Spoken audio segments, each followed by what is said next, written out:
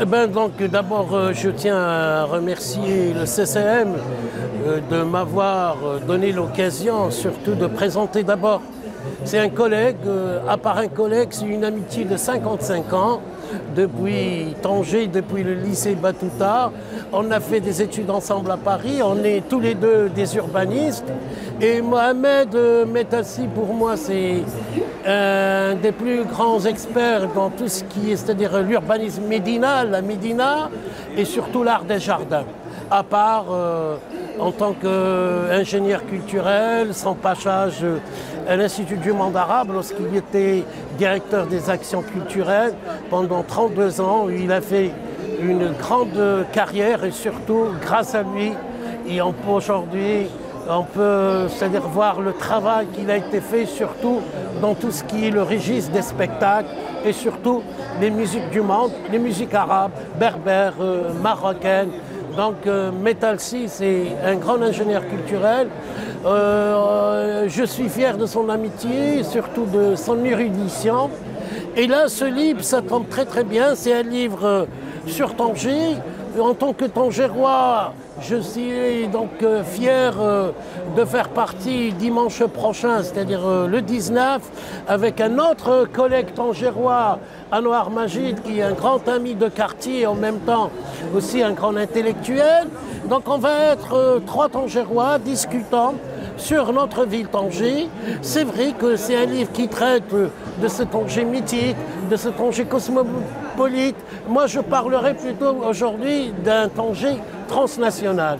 Et donc, c'est un traité qui parle d'abord de l'urbanisme, de l'architecture et aussi de ce qui se passe aujourd'hui à Tanger, comment cette ville cosmopolite aujourd'hui s'est convertie en une métropole. Donc, c'est ça. Donc, on va parler urbanisme Tanger.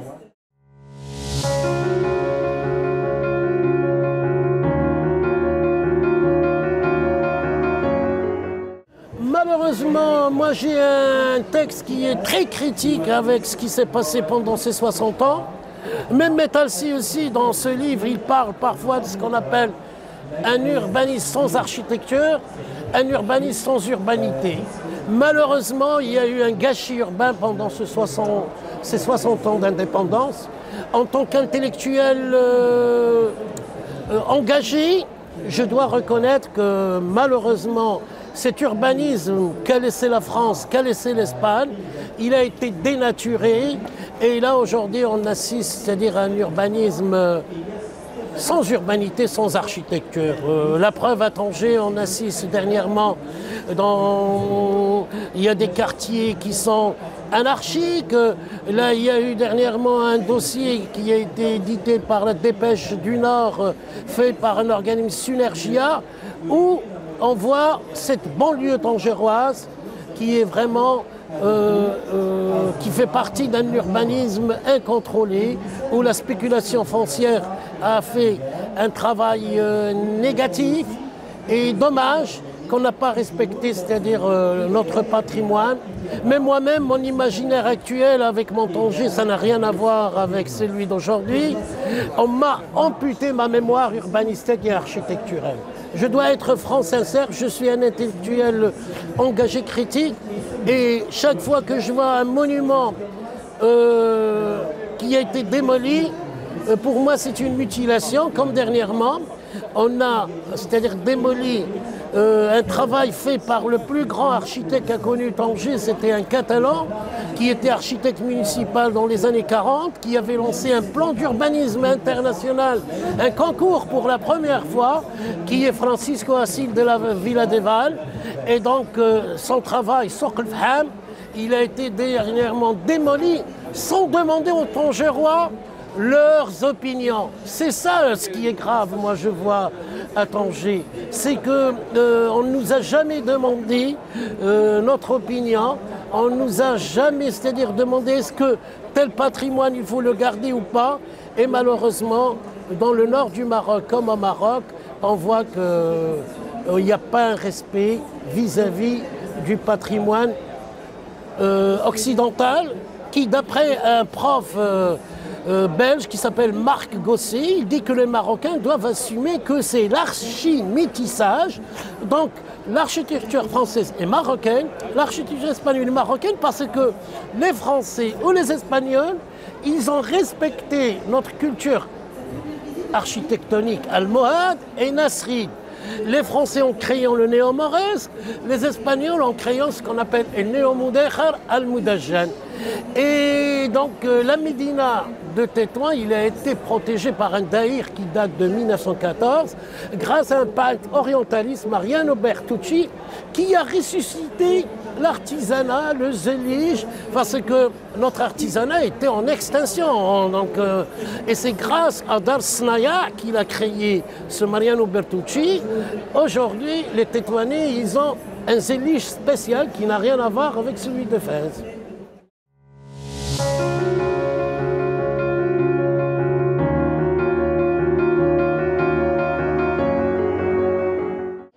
Ben moi, je fais tout pour, lors de mon enseignement sur l'histoire de l'art ou l'histoire de l'architecture, je commence toujours par le Maroc antique. Donc, je commence par d'abord l'urbanisme romain. Et je leur dis, n'hésitez pas d'aller voir Volubilis. J'enseigne l'histoire de l'archi, je commence par l'architecture islamique.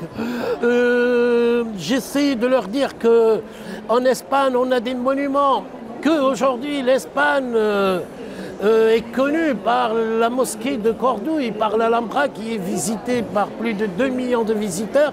C'est le monument le plus visité en Espagne, plus que le musée de Prado. Et donc j'essaie de les initier surtout à la culture locale. Et même en histoire de l'art, j'ai préparé un syllabus, ce qu'il n'y avait pas de syllabus, il n'y avait pas de cours. J'ai dû, c'est-à-dire préparer un syllabus spécial.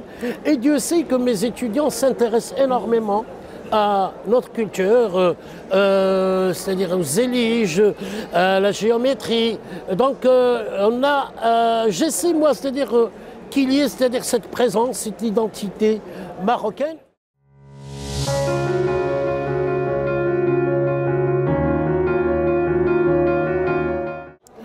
Ben, la culture, le Maroc est un pays très riche culturellement. Il y a une diversité culturelle et je crois que le Maroc doit dorénavant, moi je suis pour la diplomatie culturelle, j'ai écrit dans un article, on n'a plus besoin de cette diplomatie classique, on a besoin de diplomates culturels. C'est la tradition en Amérique latine. L'Amérique latine a eu toujours des diplomates, des ambassadeurs, des profs, des écrivains, des poètes, Octavio Paz, Carlos Fuentes, Pablo Neruda. Les Syriens, ils ont eu cette tradition avec Nizar el-Khabbani.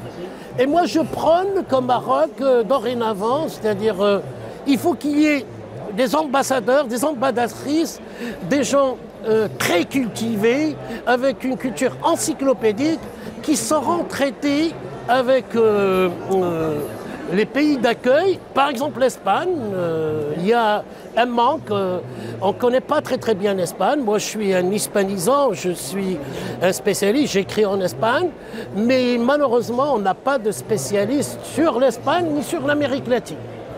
Donc il est temps qu'on forme des spécialistes, comme les Espagnols, ils ont formé des maghrébologues. Les Espagnols, ils connaissent mieux le Maroc que nous.